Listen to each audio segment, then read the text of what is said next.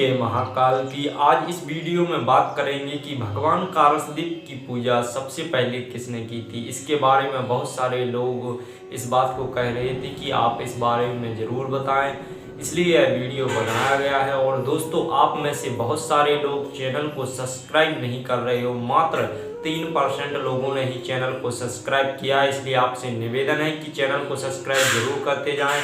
हमारे 3240 सब्सक्राइबर हो चुके हैं। आपसे निवेदन है कि जल्दी से जल्दी 5000 सब्सक्राइबर कंप्लीट हो जाएं, इसलिए चैनल को सब्सक्राइब जरूर करते जाएं।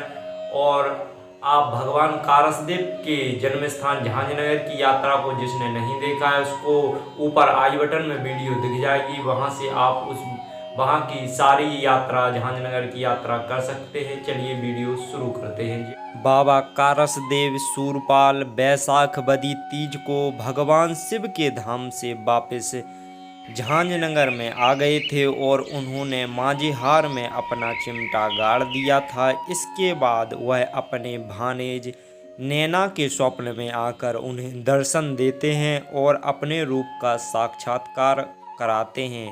इसके बाद नैना बैसला गोटिया उनका पहला गोटिया बनता है और वह भगवान कारसदेव सूरपाल के चमत्कारों से लोगों की समस्याओं को नष्ट करने लगते हैं, पर उनके एक भी संतान नहीं होती है। इसके बाद उनके ही परिवार से गाजी गोटिया बनते हैं और वह भी लोगों की समस्याओं को नष्ट करते हैं। इसी प्रकार से भगवान कारसदेव सूरपाल की ख्याति दिनों दिनों सारे संसार में फैलने लगती है और गाजी बैसला गोटिया की भी कोई संतान नहीं होती है।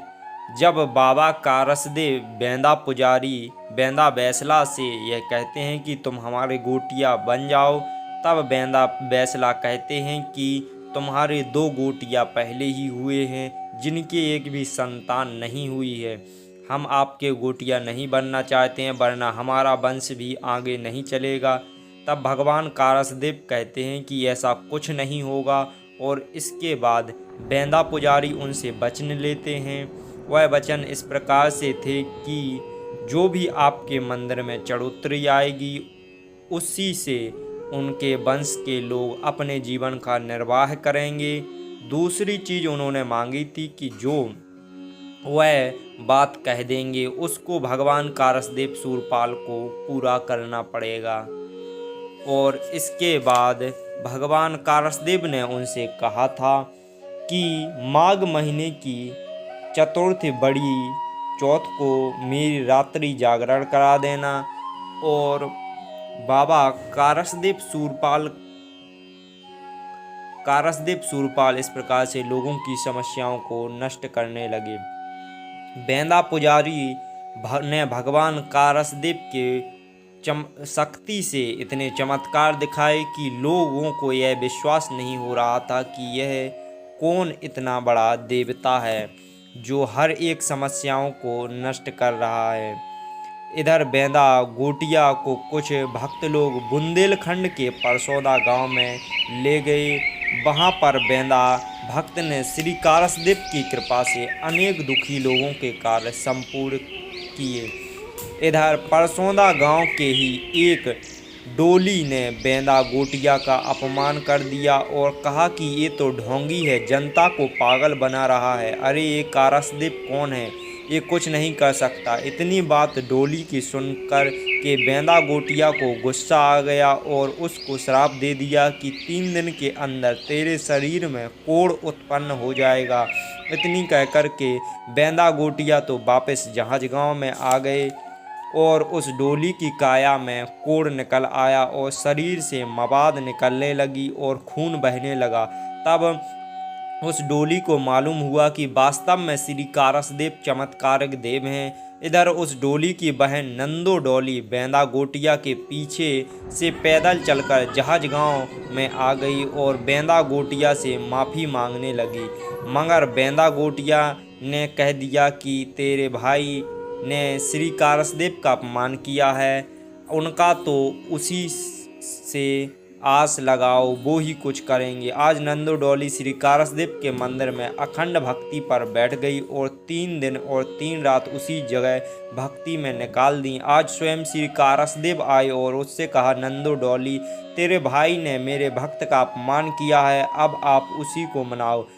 अगर मेरा भक्त मान गया तो मैं अवश्य आपके साथ चलूँगा, तेरे भाई का पहले जैसा शरीर कर दूंगा। आज नंदू डोली श्री कारसदेव के इतने वचन सुनकर बेंदा गोटिया के चरणों में गिर गई और विनती करने लगी कि महाराज, मेरे भाई को माफ़ कर दीजिए। आज बेंदा गोटिया को दया आ गई और नंदू डोली से कहा कि नंदू, मैंने तो भाई को माफ़ किया, मगर मैं तुम्हारे साथ नहीं चलूँगा। श्री कारसदेव अगर तेरे साथ जाते हूँ उन्हें ले जाओ। आज नंदू डोली दोबारा मंदिर में गई और श्री कारसदेव से विनती कर उन्हें अपने साथ परसौदा के लिए ले गई। वहाँ जाकर श्री कारसदेव दर्शन दिए और कहा कि आज के बाद मैं और मेरे भक्त का अपमान मत करना। आज डोली श्री कारसदेव के चरणों में गिरकर माफ़ी मांगने लगी। श्री कारसदेव ने उसकी काया पहले जैसी कर दी।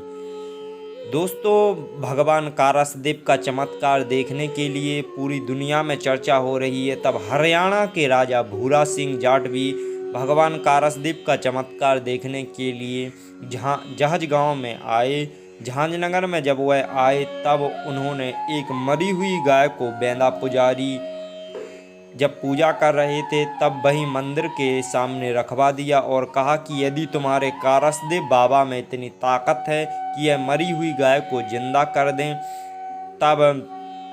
तब हम आपके बाबा को मान जाएंगे, और यदि उन्होंने यह नहीं कर पाया तब इस मंदिर को तोड़ देंगे, साथ ही तुम्हें फांसी पर चढ़वा देंगे।